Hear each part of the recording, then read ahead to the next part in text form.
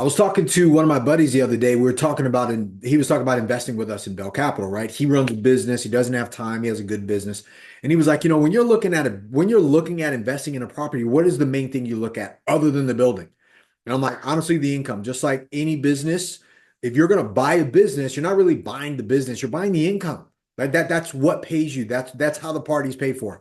So whenever I'm looking at something, and I was explaining this to him, and I'll share this with you guys, because if you're going to do your own deals, you're going to invest with somebody, me or somebody else, you got to know this stuff. Like this is the game. But I'm going to explain to you why that's important. All right.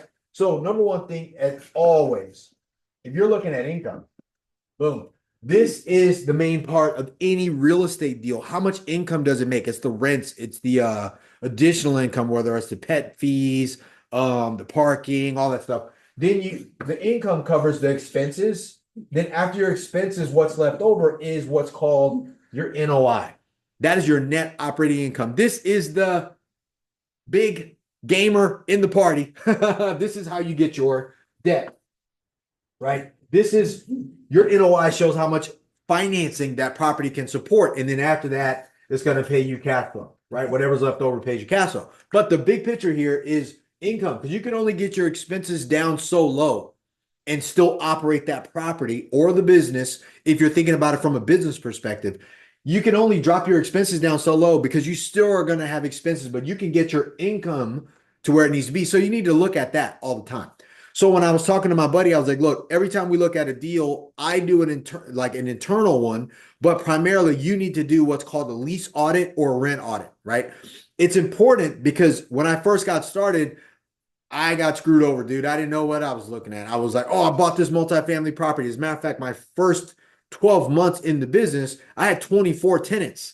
I didn't even know what to look for. Matter of fact, later I found out that when I was doing the deal, I looked back at the leases and the leases were all written in the same ink, same signatures and stuff because the seller had vacancies and he just filled stuff out and gave it to me. I didn't know. This information wasn't around.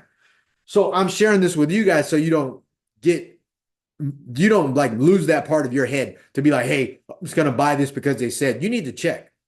Right now, for us, you're going to get your property management company to take a look at that. They're going to do the lease audit. They're going to get handed what's called a rent roll. It's going to be 10 units, 100 units, 1,000 units. Doesn't matter. They're going to take that. Like one of the deals we have right now, we're looking at that one's 235 units. That means there's going to be 235 names and accounting on a sheet. Right? That thing is 22 pages long. That stuff's important. That's what's going to get audited, right? Just like financial audits, that gets audited. Your rent roll gets audited. So I have on there what you need to be looking for, right? So, but as it relates to the income, which is what we're talking about on a lease audit, we're talking about auditing the lease, right? You're going to be looking for a couple of things. These are the main parts. You're going to be looking for gross rents. Gross rents is basically how much this property can actually make based on where the rents are now and where they could go. Let's say they could go $200, $300, $400, $500 higher. That's your gross rent, right? Then you have your effective rent. Effective rent is basically the difference between those two, right? Well, effective rent is actually the difference between vacancies and concessions, right? Like you have 100 units, you got 3 vacant, and let's say you let somebody move in for free deposit. So the deposit, or it would normally not be deposit, but that is a concession. How do you get somebody in? You give them something. You have a concession. You give them something for free. A lot of brand new properties have concessions. They'll be like, hey, if you sign up for 12 months, we'll give you the last 2 months for free. You need to know that. So the difference between the money you're not getting and the money you should be getting is what's called effective rent, right? Your income. Next, what are the market rents, man? The properties around you is the market, right? The market, maybe the city you're in may have maybe the like for us in San Diego, market rent maybe $3,600 or $4,500 or $2,900, whatever. But if you let's say you're buying a property or like the property we looked at, the property what they said the market rent around it is $700, not five, seven. I went five. I was like, I think $500 makes more sense. But they said $700 was market rent. So that means that property was the rents were $700 cheaper than the other things around it. Now, you need to know that going in the door, whether that matters or not, but you need to have an idea like what are market rents and where am I at? Can you get it? Maybe.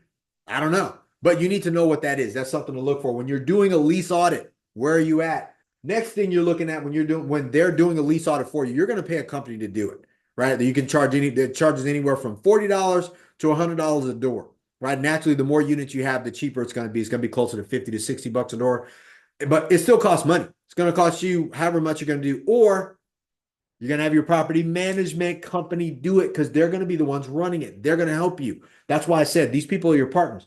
Next, your occupancy.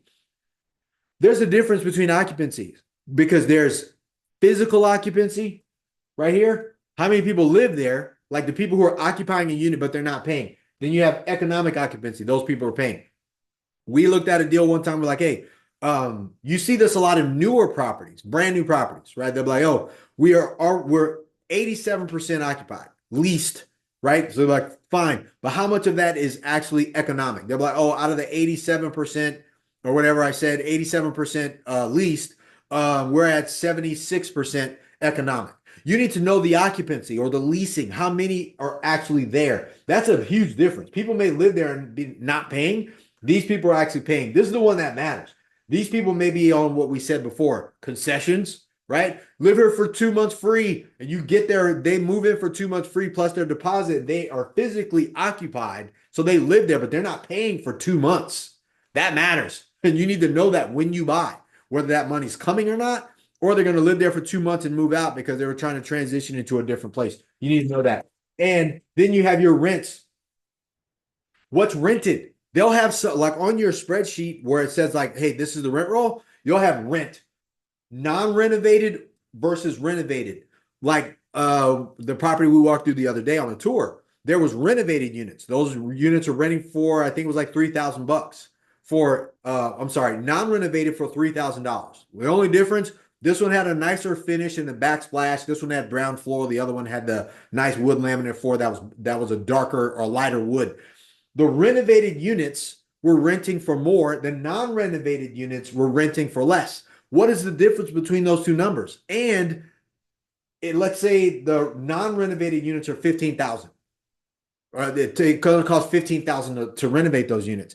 That extra $15,000 is going to, maybe that was the $500 because that's what I said. I think people pay $500 more in the same building with a renovating unit with the view if we were to spend $15,000 a door. Do we want to spend that? And I was like, what's the difference between the non-renovated and renovated? Is it truly the $700 that you told me? He's like, no, it's probably about maybe $400. So I was right about the $500. So is it worth spending $15,000 for what's already nice? The building was like 10 years old for just to say that we renovated. You're going to have to do it anyways, but you need to know that. How many are non-renovated? How many are renovated? What's the difference between these two numbers?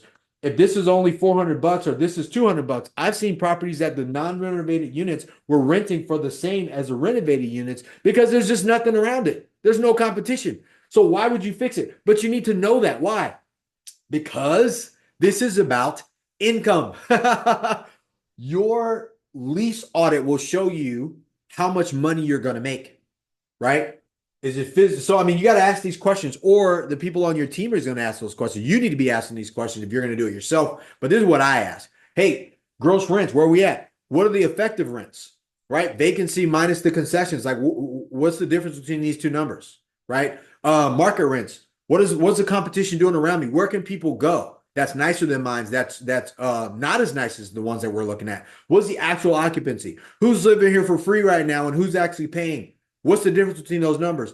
Can we get the people who are paying or who are not paying to start paying today? Or can we latch them on to do it longer? Or are they just going to move out at the end of this thing? We need to find that out. And how much are we going to pay to raise the rents on the non-renovated to the renovated? Is this even worth renovating the non-renovated units, or could we wait till later?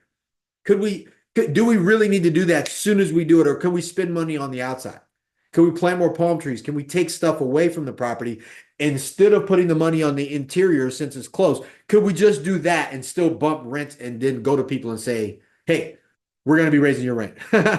This is why this part's important, because I think I have it on here. I did. I wanted to write it down because I wasted a lot of paper, but I wanted to keep this in track because now we start getting into the renter themselves. There's a lease audit and then there's a rent audit. Who did this? Who signed the lease, right? This is important because let's say you have two people that signed a lease, but they got 3 kids. That's 5 people in one unit. And let's say they're in a 2-bedroom. This happens all the time, right? That's important to know that. Who signed the lease? What do they do? Right? That's a win thing, right? So if you're starting to think like, hey, who's actually the renter? Who are they? Right? That's important to know. And when did they sign this lease? Is it a 12-month lease? Like when I see something that says they're 12 months, right? Let's say they signed the lease and they started on the 1st. 12 months later, it ends on the 1st. That's not a good lease because what it should have been was that lease ends from on the 1st and it goes to the 31st of the month that comes up to there. It's not a lease. You start looking at those things. You may not think that matters, but it does matter because when that contract expires and they moved into the full next year, you need to know those things. It matters. So who are they? Right? Who's actually signed on the lease? Who lives in that unit? Who's actually signed that contract, that agreement, that rental agreement? And when did they sign? How long ago was it? I always want to know this because because for me, I'm looking to raise rent or we want to raise rent once a quarter, every quarter. So boom, boom, boom, boom. So if I think we're going to be like, hey, we're going to raise rent on this group of people, $25, we're going to raise rent $75, $50, whatever, right? I need to know that when did they sign? Because you're going to have, let's say you have like the one we looked at, hypothetically, 230 units. You're going to have some people at the end of that lease term, let's say 6 months in, we know we're going to raise months on this group of people. There's 20 people. Their lease is going to be up in 6 months. There's 15 people who are going to be up in the next 60 days. They're our target. Hey, do we think we can go and have a conversation with these people and say, we're the new owners, we're going to be installing and doing all this cool stuff around here. We would love to keep you happy. We want you to stay here. But in exchange for doing that, your lease will go up in 2 months because it's coming up anyways. They're going to extend and stay. They're going to sign a new lease with us or they're going to leave. But we need to know that, which is why I said this is important. You don't wait 12 months, even on a 12-month lease. You go in 60 days prior and you start doing the dance and doing the dating. Hey, you want to stay on this date or you want to move on? This is why this is important. When did they sign this thing? Because every quarter we're looking to raise the rents. Let's just say we raise the rents $25 per quarter because we know we have people cycling off of the rent roll. That's $100, right? And so you guys get why that's important. Even if it's $25 per quarter per group of people, $25 on some of the stuff we're looking at is pretty low. But let's just say 25 times, we'll use that deal, 235 units. That's an additional $23,500 a month on just that small group of people. But I use it for 235, so not the small group of people. Times 12 months, that's an additional $280,000 a year. Divide that by 0.055 cap. That's an additional $5.6 million by raising the rents on that by itself. So isn't it important for me to know how many times I can raise the rent throughout the course of the year and how much? If I stretch it out, I'm going to get a full 100. If I get short or so, I'm going to go 50, 75, or maybe 25. I'm going to start testing the market inside of the property, which is my tenants. That's why you'd be like, hey, when did they sign? Last but not least, what do they do? It's important to know what they do. Why? Because I want to know how much money do they make? Where do they work? Right? Are they criminals? Do we do a criminal background check? You can ask. You're probably going to see the W-2s of these people. Where do they work? What do they do? How much money do they make? Why? Because based on their income, they should be 3 times the rent. Let's say if the rents are $3,000. I mean, it's a little bit tougher in California because it's cheaper to rent. But primarily, these people are probably, as a group, they're probably making like $9,000 a month. That's the target. And if it is a little bit under, those things can be adjusted for. If it's not 3 times the rent, 3 times their income, it's usually 25%.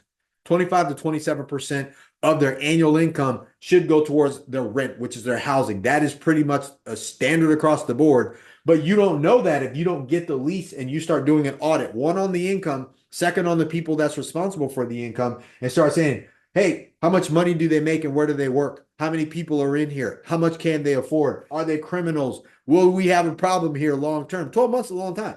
200 people, 12 months, that's a long time to have a criminal in your building, right? Because they're going to be robbing each other.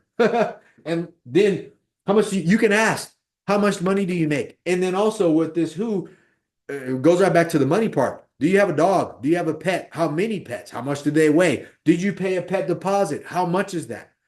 And you start doing that. Also, you start taking a look. Has this person had a complaint against them? Look at their files. Are they complaining against the management? Is it just that they're complaining against the management because the management team is doing their job? Hey, man, you can't always listen.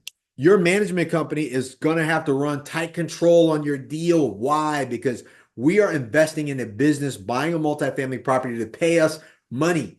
And you don't want knuckleheads in your property. I've had them.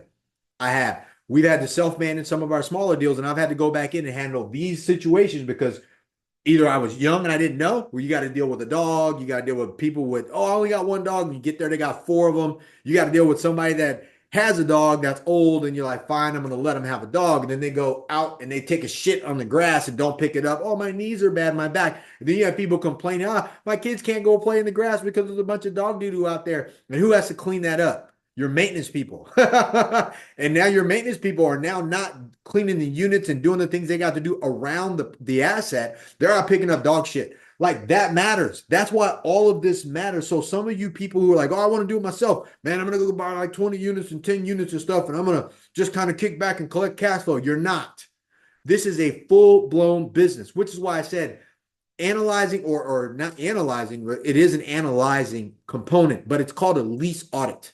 Lease audit, rent audit, whatever you want to call it. That's what it is. You're going to pay someone to do it, or you're going to invest with somebody who's responsible enough to have a property management company or a company that just does your lease audits and all your financial auditing to do that. Companies that do that. Now, this is probably the most important part of your due diligence. It's your financial due diligence. This is not the physical due diligence of the property. This is the financial due diligence, because what you're buying the income.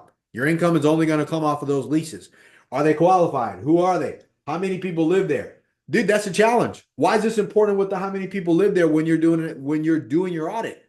If you have 2 people live in a place, but they got 5 kids and they're home all day doing what? Running up the expenses, flushing the toilets, taking showers, keeping stuff on. When you own an apartment complex, typically you are responsible for the water, the trash, all this stuff. Even if you're doing like pushing that expense back, you still have an expense. It's still some community expense that you got to be responsible for. And you need to know that.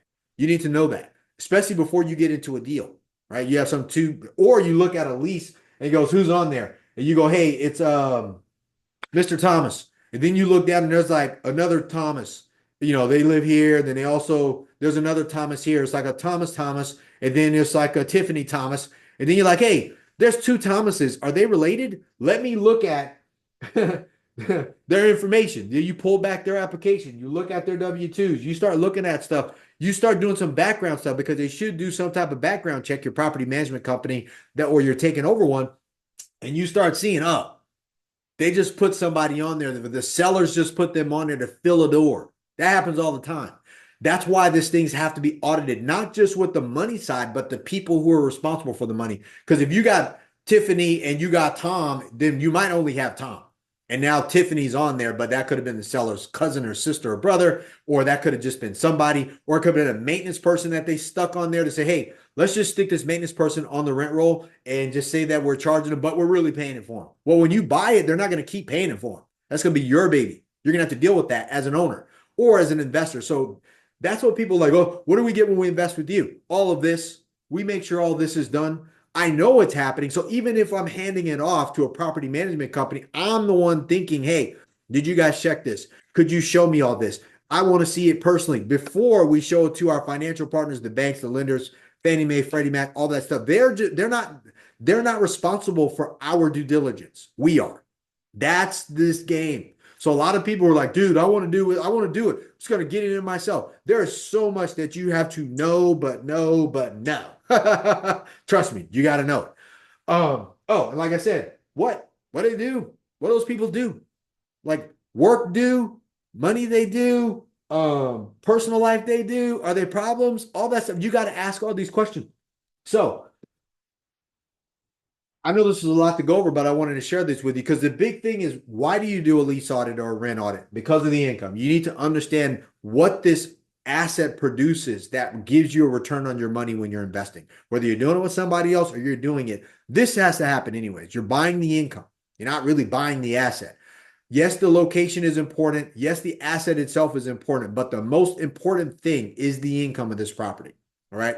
So I hope this sheds some light on some stuff. I have some questions on some stuff because I shared this with my buddy because he was talking about investing with us, and he was like that was his big question. Like, when you're looking at something, what are you looking at? I'm like, well, aside from the property, the location, all that stuff has to be in place. It has to be sick. We got to be able to get cash flow. It's got to be able to support the debt. But the biggest thing for me, income. How much income can it make and how big can that income go? Because that's what's going to pay us at some point in the future. If it doesn't, it needs to pay us now, pay us in the future, and it needs to have actually done that in the past as well. It can't be a failing project. We won't even look at it. So I appreciate you guys staying through that. It's a little bit of work. It's a little bit of big stuff, big boy stuff, but you're a big boy, big girl. You get it. But I wanted to share that with you because if you're going to do your own stuff, you gotta figure out, hey, you need to do a lease audit or a rent audit. And if you're going to invest with somebody else, you need to get an idea that they know what they're doing too, which is why I share this information with you. If you're a business owner, you got a good business, you're making money, you don't want to start a second business by investing. You want to invest passively. Go to bell-capital.com. We're here to help you. I set this up to help people like you who have the money, they have a good business, and they don't have the time and don't want to do this. They just want to invest, get a check. That's what I did.